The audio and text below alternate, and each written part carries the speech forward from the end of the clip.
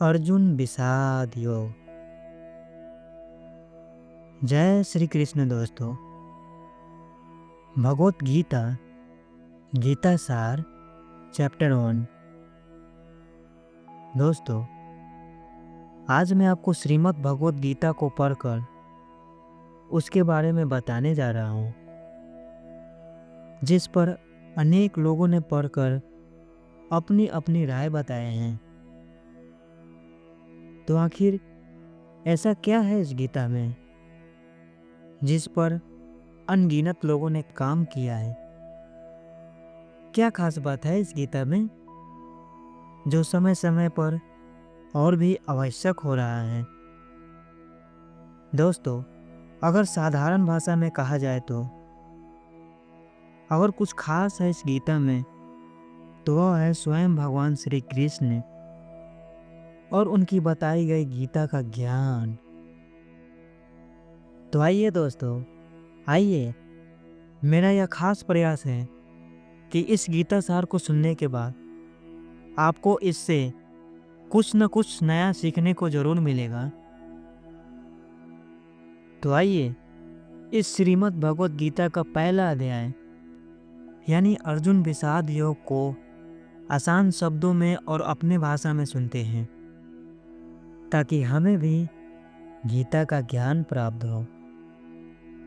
दोस्तों, आगे बढ़ने से पहले कुछ बातें हैं जो मैं आपसे कहना चाहता हूँ, और वो यह है कि मैं अपने तरफ से पूरी कोशिश कर रहा हूँ ताकि आपको आसान से आसान शब्दों में समझा पाऊँ, और अगर कहीं पर मुझसे गलती हो जाए तो मैं सभी लोगों से पहले ही माफ़ी चाहूँगा। तो आइए, मैं आपको ले चलता हूँ इस गीता सार के सभी अध्यायों के सफर पर।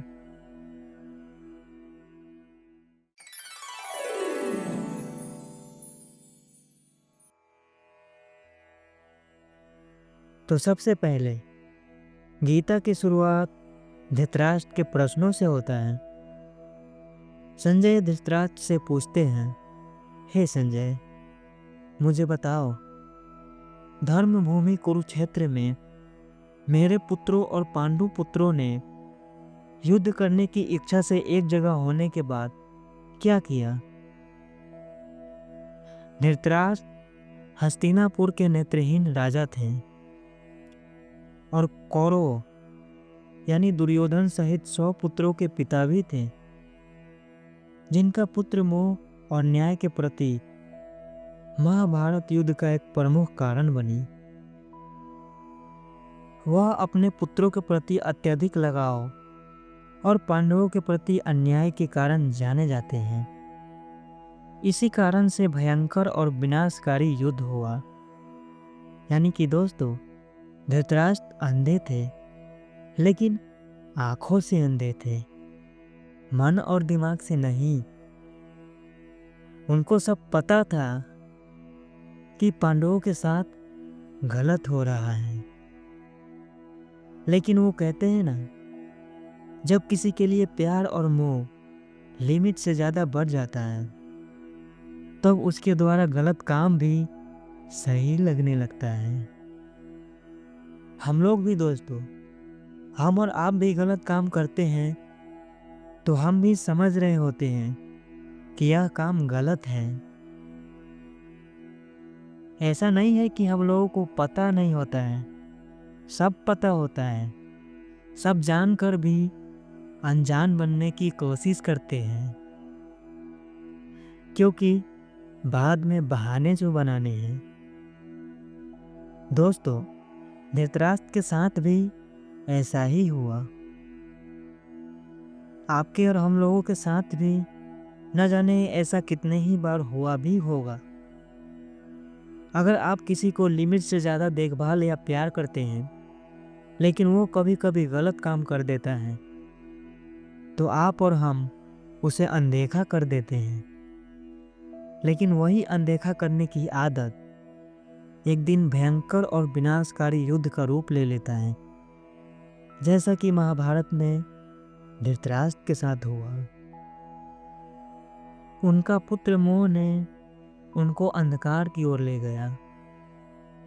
इसलिए दोस्तों, इससे पहले कि वह गलती भयंकर युद्ध का रूप ले ले, तुरंत उसे आप रोकिए, नहीं तो रिजल्ट आप जानते ही हैं। संजय, इन्हें महर्षि व्यास जी से दिव्य दृष्टि प्राप्त हुई थी। इसी दिव्य दृष्टि की वजह से वे कुरुक्षेत्र युद्ध की हर घटना को दूर से ही देखकर धृतराष्ट्र को आंखों देखा हाल बताते थे। यानी दोस्तों, संजय अपने तरफ से कुछ भी नहीं बोल रहे थे। वे जो देखते थे वही धृतराष्ट्र को बता रहे थे। कुरुक्षेत्र यह एक जगह का नाम है। आपके मन में भी कभी न कभी यह सवाल आया ही होगा कि युद्ध के लिए इसी जगह को ही क्यों चुना गया। मैं बताता हूँ। कुरुक्षेत्र को इसलिए चुना गया क्योंकि बहुत समय पहले महाराज कुरु के मेहनत की वजह से देवराज इंद्र इनके कामों से खुश होकर यह वरदान दिया कि जो भी इस क्षेत्र में मृत्यु या शरीर को छोड़ेंगे और युद्ध में मारे जाएंगे, उन्हें अवश्य ही स्वर्गलोक की प्राप्ति होगी।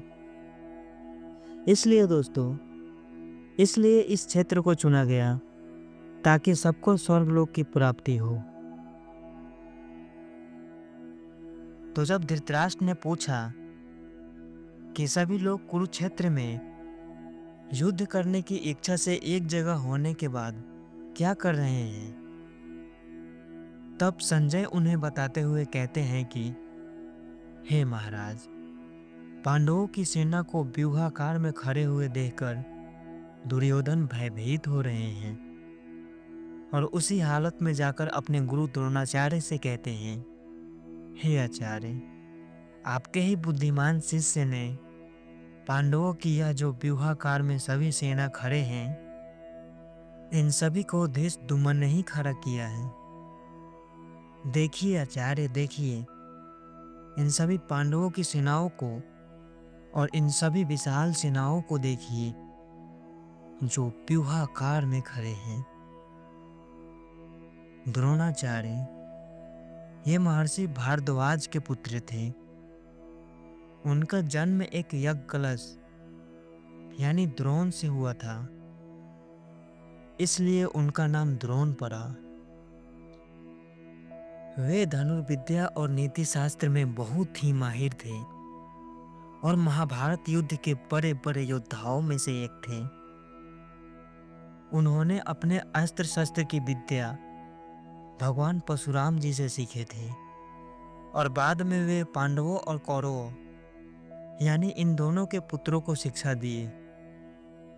अर्जुन उनके सभी शिष्यों में से सबसे प्रिय शिष्य थे और दोस्तों, एकलव्य भी उनके ही शिष्य थे, जिनसे उन्होंने गुरु दक्षिणा के रूप में अपने दाहिने हाथ का अंगूठा मांगा था।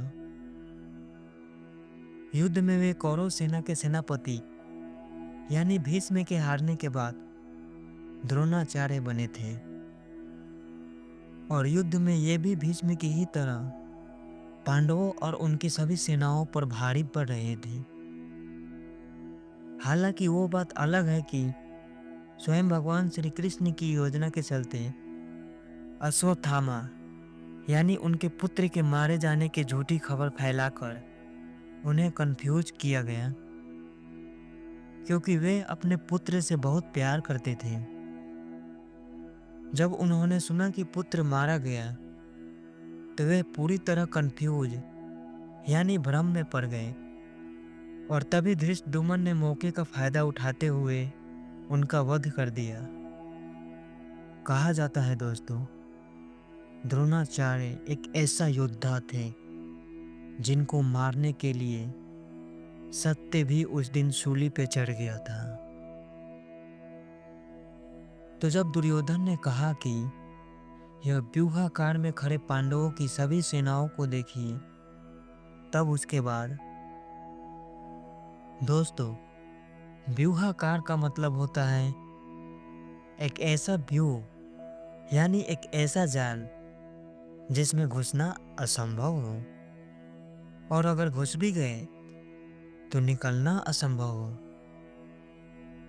इस व्यूहाकार में खड़े विपक्षी सेनाओं को देखकर दुर्योधन अपने मन ही मन सोच रहे हैं कि अगर मैं या मेरे सेनाओं में से कोई भी इस व्यूह में किसी तरह अंदर घुसने में कामयाब हो भी जाए तो उसका क्या होगा। यही सब दुर्योधन सोच सोच कर परेशान हो रहे हैं और उसी परेशानी भरी हालत में अपने गुरु से तेज आवाज में कहते हैं, यह सब आपके ही गलतियों का नतीजा है। द्रौपद पुत्र धृष्टद्युम्न आपके ही शिष्य हैं। आपका हत्या करने के लिए ही इनका जन्म हुआ है।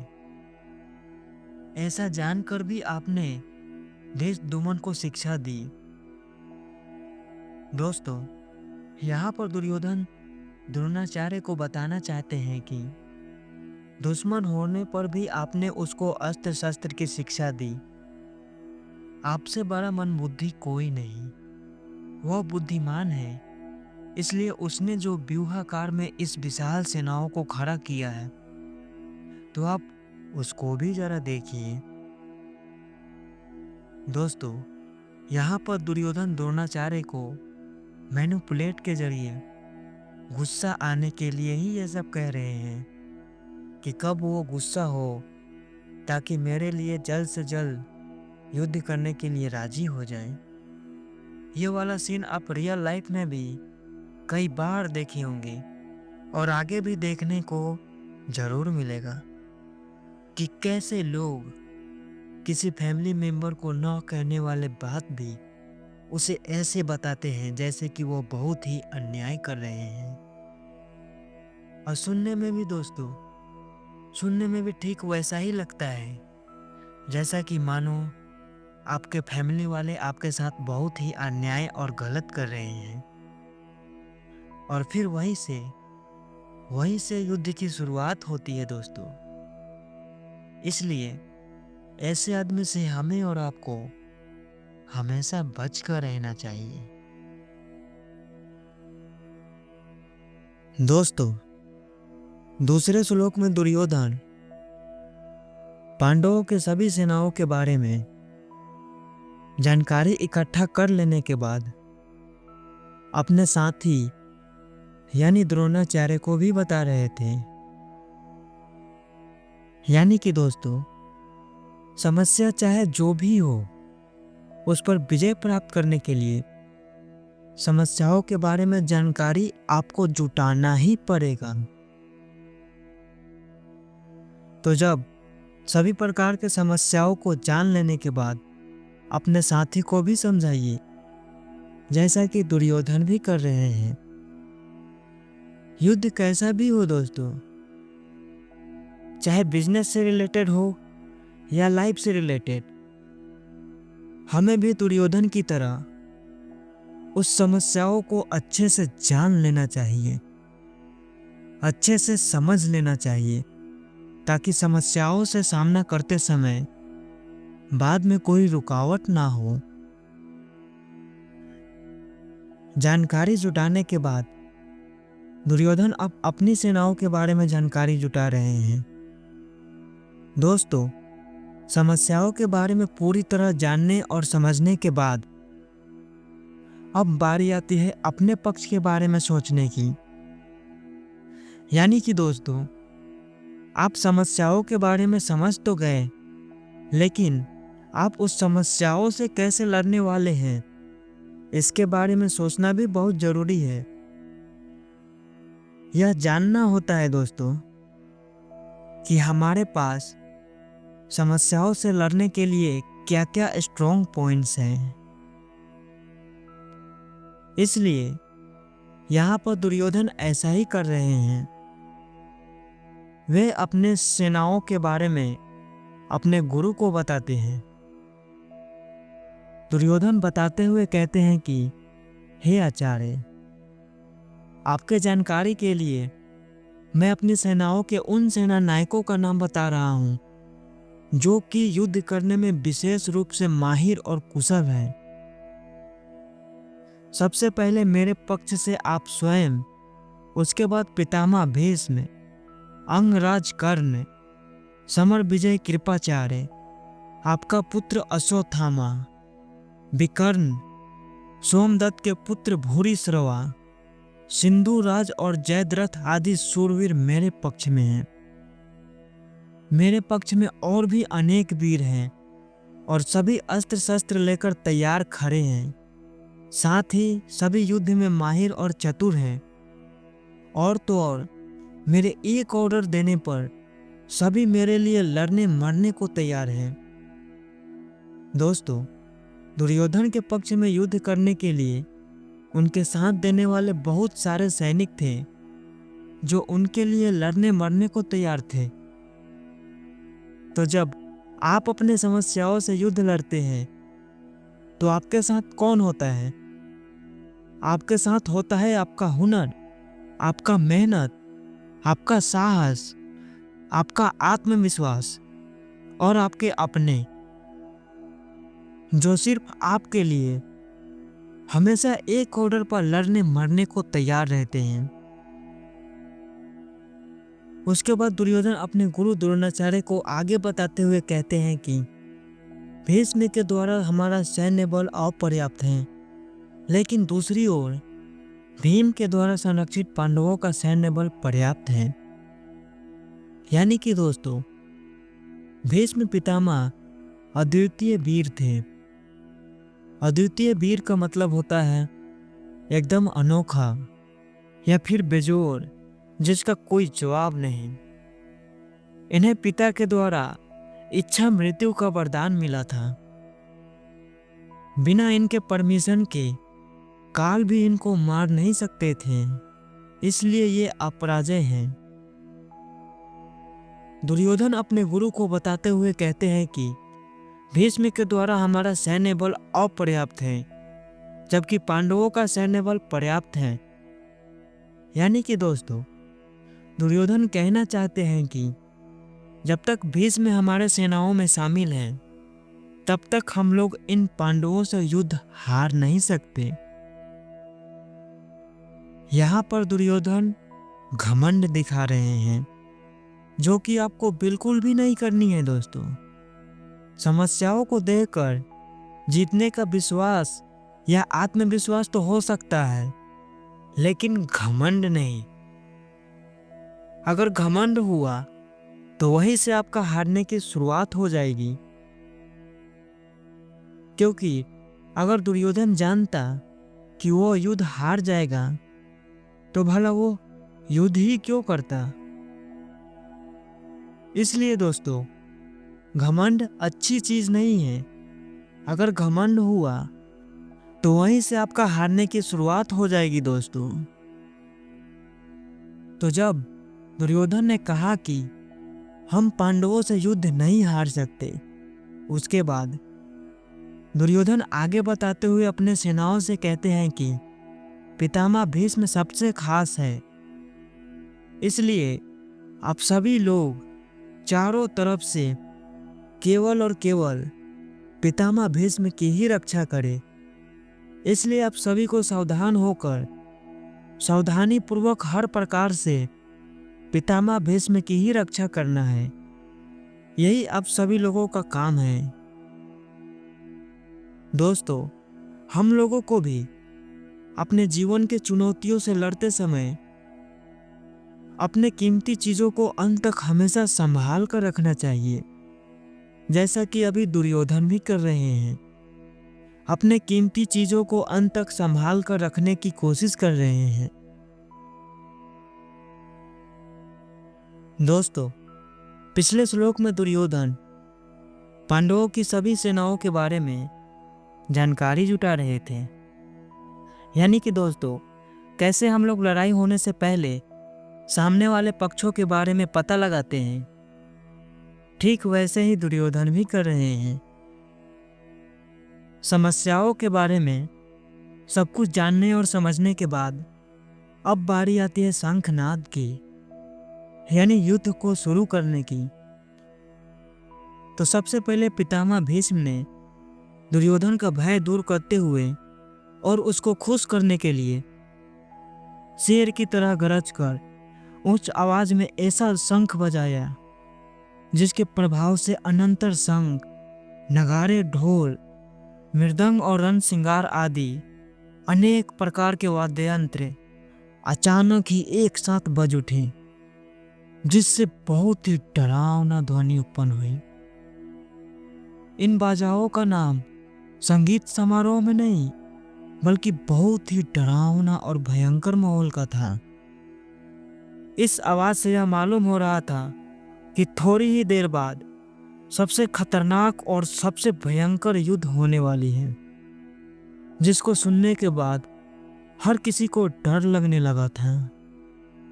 भीष्म के बाद सभी कौरवगण ऐसे ही एक एक करके अपना अपना शंख बजाया। उसके बाद दोनों ही पक्षों का युद्ध के प्रति उत्साह को देखा गया।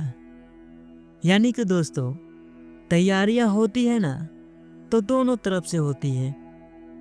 इसके बाद श्वेत घोड़ों से युक्त उत्तम रथ में बैठे हुए श्री कृष्ण और अर्जुन ने अपना अपना दिव्य शंख बजाया। भगवान श्री कृष्ण ने पांचजन्य, अर्जुन ने देवदत्त और भयंकर कर्मों को करने वाले भीम ने पौंड्र नाम का शंख बजाया। युद्ध कभी भी मनोरंजक नहीं होते दोस्तों। जो लोग ऐसा कहते हैं कि युद्ध में ही तो असली मजा है, वे लोग अक्सर नादान होते हैं, क्योंकि कहने और करने में जमीन आसमान का फर्क होता है। युद्ध सुनने में कितना आसान लग रहा है ना? लेकिन इसका परिणाम और इसका सही मतलब उन सभी नादान लोगों से परे है। युद्ध का दूसरा नाम ही लड़ाई है, और लड़ाई में केवल विजेता एक ही होता है। जब भी युद्ध का फैसला ले लिया जाता है, तो उस समय जो भी स्वीकार हो कर लेना पड़ता है। युद्ध करने में डर तो लगता ही है, इसलिए सभी लोग अपना अपना शंख बजाकर अपने आप को मोटिवेट कर रहे हैं, खुद को दिलासा भी दे रहे हैं कि वे युद्ध जीतने में कामयाब होंगे। सभी लोगों के शंख बजने के बाद अब बारी आती है युधिष्ठिर की। पांडवों में सबसे बड़े कुंती पुत्र राजा युधिष्ठिर ने अनंत विजय नाम का, और नकुल ने सुघोष तथा सहदेव ने मणि पुष्पक नाम का शंख बजाया। यानी दोस्तों, युद्ध करने के लिए मोटिवेशन तो सबको चाहिए, चाहे वह दुनिया का सबसे बड़ा योद्धा ही क्यों ना हो। देखा ना दोस्तों, सभी लोग अपना अपना शंख बजा बजा कर युद्ध जीतने के लिए खुद को मोटिवेट कर रहे हैं।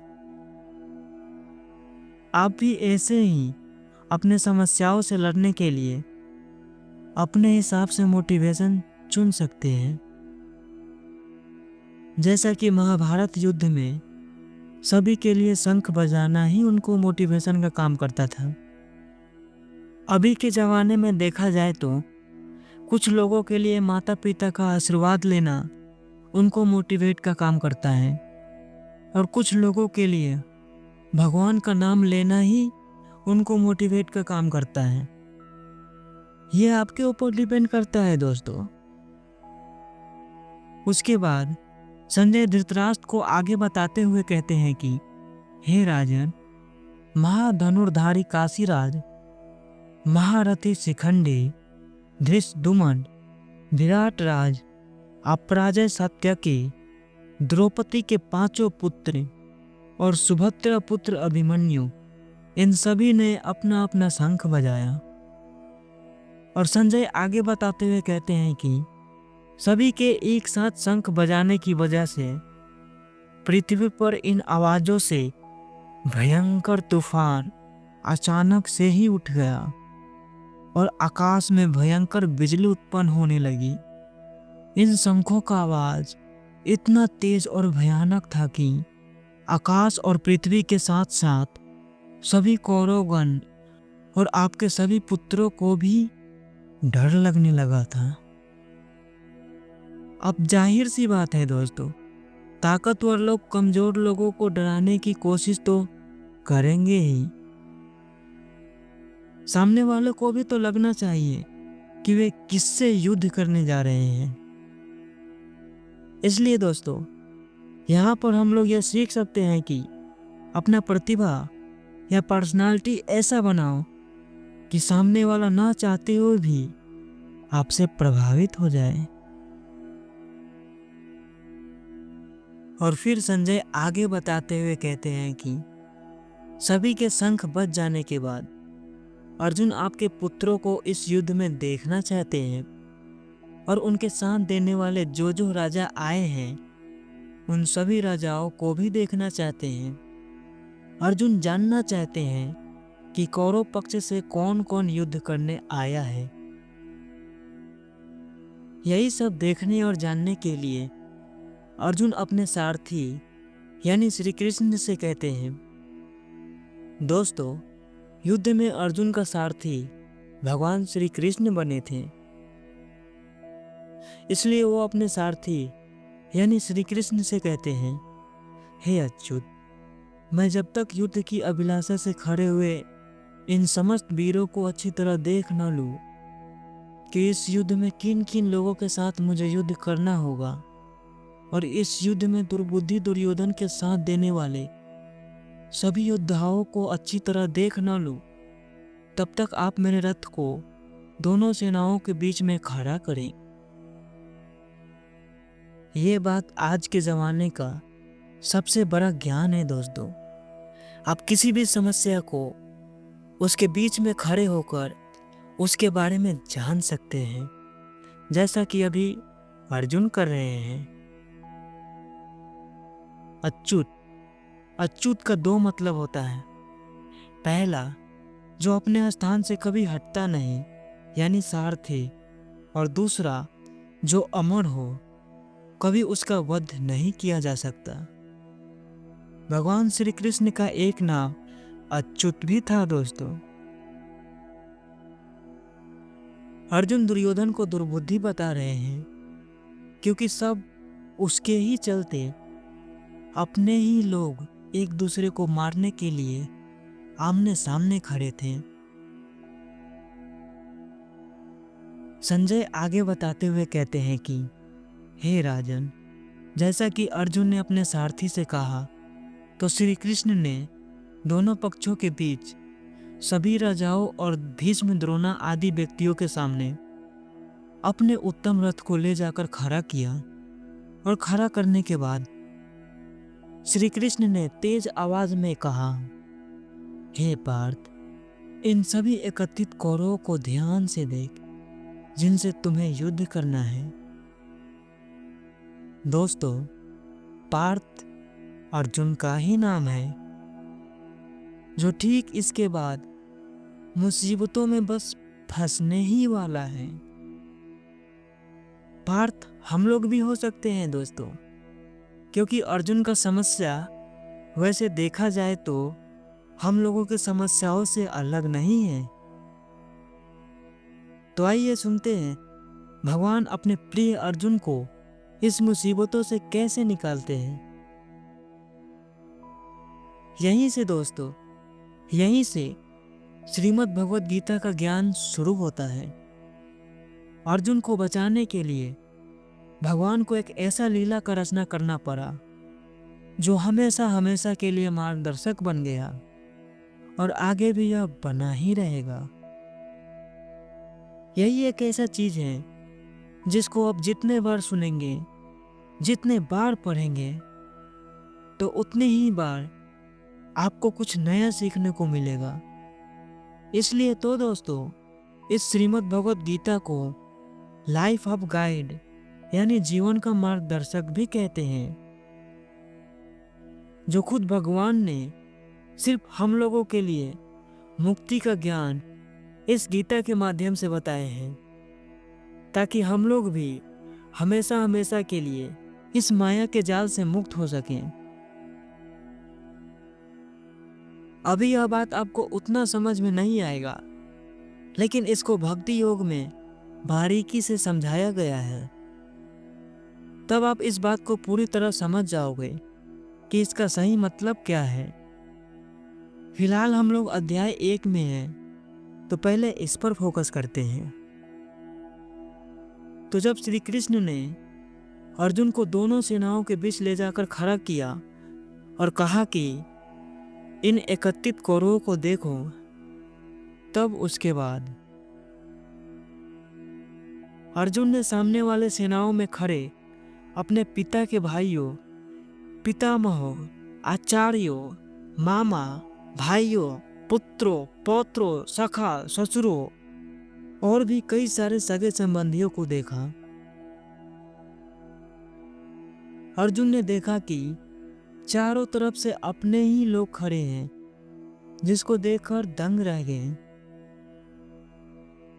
युद्ध भूमि में खड़े अपने ही सगे संबंधी को देखकर बहुत ही निराश और हताश होकर कुंती पुत्र अर्जुन ने श्री कृष्ण से कहा, हे केशव, युद्ध की इच्छा से एकत्रित इन स्वजनों को देखकर मेरे अंग समूह शिथिल हो रहे हैं और मुख भी सूख रहा है, और तो और मेरा शरीर भी कांप रहा है और पता नहीं क्यों भय भी लग रहा है। हाथ से मेरा गंडीव भी छूट रहा है और त्वचा तो मानो जल रही है। हे केशव, मैं अब खड़े रहने में भी असमर्थ हूँ। मेरा मन भी भ्रमित हो रहा है। मैं तो केवल विपरीत लक्षणों को ही देख रहा हूँ। भला कोई अपने को मारकर किस प्रकार की सुखों को चाहता है? मैं तो इस युद्ध में जीतना भी नहीं चाहता, और तो और राज्य और सुखों को भी नहीं चाहता। हे गोविंद, हमें राज्य, भोग और जीवन से क्या प्रयोजन है, जिनके लिए राज्य और सारा सुख भोग इतना जरूरी हो गया है कि अपने ही लोगों को मारने काटने पर तुले हुए हैं। सुख का मोह इतना ज्यादा बढ़ गया है कि अब मेरे अपने ही संबंधीगण राज्य और धन के लिए मेरे विरुद्ध यानी दुश्मनों की तरह मुझसे युद्ध करने के लिए मेरे ही सामने खड़े हैं। हे केशव, यदि ये लोग मुझे मार भी डाले तब भी मैं इनकी हत्या करना नहीं चाहता। इस पृथ्वी के लिए तो कहना ही क्या, मुझे तीनों लोकों के लिए भी अगर अपने को मारना पड़े तब भी मैं इनको मारना नहीं चाहूंगा। देखा दोस्तों, अर्जुन को तीनों लोकों का राज्य भी नहीं चाहिए जिसके लिए अपने को मारना पड़े।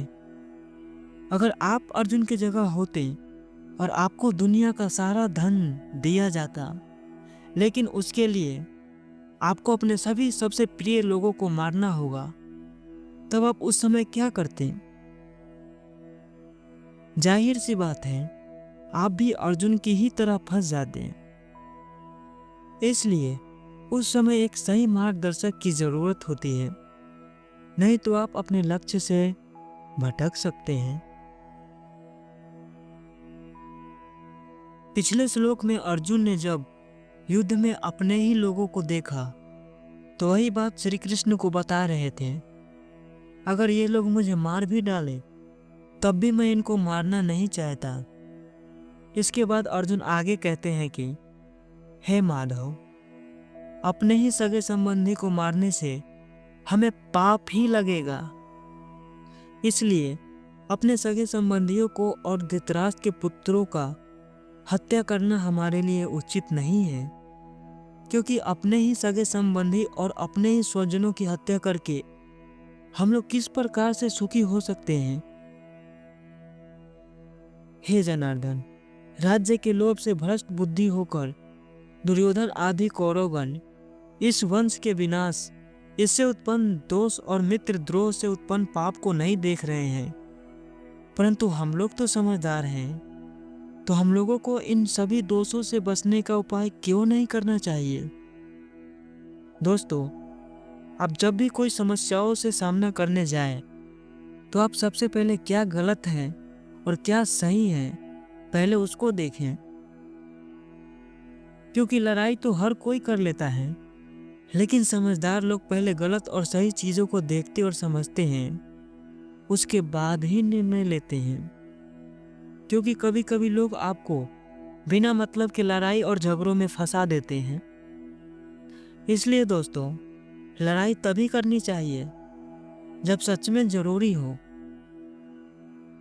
क्योंकि बेवकूफ को तो माफ भी कर दिया जाता है, लेकिन समझदार लोग से बहुत कुछ की उम्मीद की जाती है। उसके बाद अर्जुन आगे कहते हैं कि वंश के विनाश से वंश की सभी परंपराएं और धर्म नष्ट हो जाती है, और धर्म के नष्ट हो जाने से संपूर्ण कुलों को धर्म दबा देता है। हे कृष्ण, अधर्म के बढ़ जाने से कुल की सभी स्त्रियां दूषित हो जाती हैं, और स्त्रियों को दूषित होने से वर्ण संकर की उत्पत्ति होती है। दोस्तों, वर्ण संकर का मतलब होता है दो अलग अलग जातियों के मेल से संतान की उत्पत्ति करना, या फिर इसको नियमों के विरुद्ध जाकर काम करने वाले को भी कहते हैं। अर्जुन आगे कहते हुए बताते हैं कि हे केशव, वर्ण संकर के प्रभाव से कुलघातियों को और कुलों को नरक में ले जाता है। इनके पितरगण भी जलहीन और पिंडहीन होकर पापित हो जाते हैं। दोस्तों, पापित का मतलब होता है गिरा हुआ या समाज से निकाला हुआ। इसके बाद अर्जुन आगे कहते हुए बोलते हैं कि कुलघातियों के इन सभी दोषों के द्वारा सनातन धर्म, जाति धर्म और कुल धर्म विलुप्त हो जाते हैं। हे जनार्दन, मैंने ऐसा सुना है कि कुल धर्म नष्ट हो जाने से सभी लोगों को अनंत काल तक नरक भोगना पड़ता है। दोस्तों, पहले के जमाने में अपने कुल की रक्षा करना बहुत बड़ी बात मानी जाती थी। उस जमाने में कुल की मर्यादा ही सब कुछ था। उस समय माना जाता था कि अगर किसी का कुल धर्म नष्ट हो गया है तो कहा जाता था कि वे अब अनंत काल तक नरक में ही रहेगा। दोस्तों, यह बात बिल्कुल सच है, क्योंकि हम लोग भी तो ऐसा ही सुनते आ रहे हैं कि धर्म की रक्षा करना हमारा कर्तव्य है। आज भी दोस्तों, अगर किसी का धर्म नष्ट हो जाता है तो उस फैमिली का इज्जत और प्रतिष्ठा अपने आप ही गिरने लगता है। आप ये सब अपने आसपास कभी न कभी जरूर देखे होंगे। जिस घरों में धर्म नष्ट हो जाता है वे घर धीरे धीरे नरक बनने लगता है। नरक बनने का मतलब होता है उस घर में अपने आप ही लड़ाई और झगड़ा होने लगता है। दोस्तों, अगर आपके भी घरों में लड़ाई और झगड़ा हो रहा है तो आप तुरंत समझ जाइए कि कहीं न कहीं धर्म पर संकट आ गई है। लड़ाई और झगड़ा धर्म संकट का ही संकेत है। धर्म को लेकर इसको आगे बारीकी से बताया गया है, जो मैं आपको पढ़कर आसान से आसान शब्दों में समझाने वाला हूँ। फिलहाल दोस्तों, अभी हम लोग अर्जुन की पूरी बातें सुन रहे हैं। तो अर्जुन आगे कहते हुए बताते हैं कि हे केशव, मैं अब क्या करूं? राज्य सुख के लोभ से अपने ही लोग अपने लोगों को हत्या करने को तैयार हो गए हैं।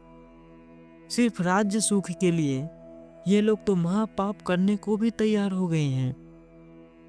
दोस्तों, यह सब देखने के बाद अर्जुन को कुछ समझ नहीं आ रहा था, और उनका निराशा इतना बढ़ गया था कि वे कहने लगे, अगर धृतराष्ट्र के पुत्र युद्ध में मुझे मार भी डाले तो भी यह मेरे लिए अच्छा ही होगा। जरा आप भी सोचिए ना दोस्तों, इस युद्ध में अर्जुन को किस लेवल का उदासी छाई होगी, किस लेवल का दुख हुआ होगा, जो अपने आप ही मरने के लिए राजी हो गए हैं। अर्जुन अपने ही फैमिली को लड़ते हुए देखकर पूरी तरह टूट चुके हैं और अंदर ही अंदर रो रहे हैं। अब जाहिर सी बात है दोस्तों, अगर अपने ही लोग एक दूसरे से झगड़ा करने लगते हैं तो आप भी उस चीज को देखकर खुद को अर्जुन की अवस्था में ही पाएंगे। दोस्तों, ये सब अक्सर हम लोगों के जीवन में होता ही रहता है। हो सकता है कि आप इस रास्ते से गुजर भी गए होंगे। कैसे अपने भाई भाइयों में झगड़ा हो जाता है, किसके लिए? सिर्फ और सिर्फ धन के लिए। सिर्फ धन के लिए एक अटूट रिश्ता दो भागों में हमेशा हमेशा के लिए बंट जाता है। इसलिए दोस्तों, अगर आपके घरों में भी सिर्फ धन की वजह से बात बिगड़ रही है तो उस समय आप ठंडे दिमाग से सोचिए और सोच समझ कर निर्णय लीजिए। नहीं तो देखा ना, दुनिया का सबसे बड़ा युद्ध करके किसको क्या मिला। इसलिए जब भी धन की वजह से विवाद हो रहा हो तो आप शांत होकर और ठंडे दिमाग से फैसला लें। अर्जुन आगे बताते हुए कहते हैं कि हे केशव, वे लोग मुझे मार भी डालें तब भी मैं इनको मारना नहीं चाहता, क्योंकि ये सब मेरे अपने ही तो हैं। ऐसा कहकर उदास हो गए। इस हालत में वे अपने सभी मकसदों को भूल गए हैं कि वे इस युद्ध में क्यों आए थे। तो अब भगवान श्री कृष्ण मायूस हुए अर्जुन को कैसे और किस तरह और क्या बताने वाले हैं कि अर्जुन युद्ध करने के लिए राजी हो जाएंगे, और साथ ही हम लोगों को क्या क्या सीखना चाहिए वो भी मैं आपको साथ ही साथ बताते रहूंगा। तो अब संजय धृतराष्ट्र को बताते हुए कहते हैं कि हे महाराज, शोक और मायूसी से घिरे हुए अर्जुन ने युद्ध भूमि में ऐसा कहकर बाण सहित धनुष को नीचे रख दिया और वे रथ के पिछले हिस्से में जाकर बैठ गए। तो दोस्तों, इस श्रीमद् भगवत गीता के पहले अध्याय यानी अर्जुन विषाद योग अब यहाँ से समाप्त होता है। अब श्री कृष्ण अर्जुन को अगले अध्याय में किस लेवल का ज्ञान देने वाले हैं और उसको इस आशंकाओं से बाहर किस तरह निकालेंगे, वो इस गीता के दूसरे अध्याय यानी सांख्य योग में बताएंगे। तो दोस्तों, मैं हूं रवि, जिसने आपको श्रीमद् भगवत गीता का पहले अध्याय को आसान से आसान शब्दों में समझाने की कोशिश की है। मुझे पूरा उम्मीद है दोस्तों कि आप इस पहले अध्याय से कुछ तो नया जरूर सीखे होंगे। अगर आप कुछ नया सीखे होंगे तो ये बात मेरे लिए खुशी की होगी, क्योंकि मैं इस गीता को पढ़ा ही इसलिए था ताकि मैं जो गीता नहीं पढ़ा है उसको गीता का ज्ञान से कुछ नया बात सिखा सकूं। तो चलिए मिलते हैं श्रीमद् भगवत गीता का दूसरे अध्याय यानी सांख्य योग में। तब तक के लिए आप सभी को जय श्री कृष्णा।